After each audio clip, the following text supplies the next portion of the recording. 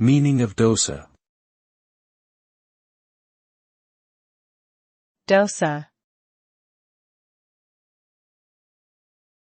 Dosa. Dosa. Dosa. Dosa is a popular dish in Indian cuisine, particularly in the southern region. It is a type of pancake made from fermented batter consisting of rice and black gram lentils. The batter is spread thinly on a hot griddle or pan and cooked until crispy and golden brown.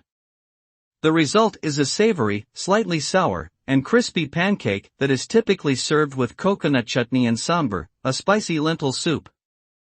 Dosa is a versatile dish that can be eaten for breakfast, lunch, or dinner and can be made with various fillings and toppings.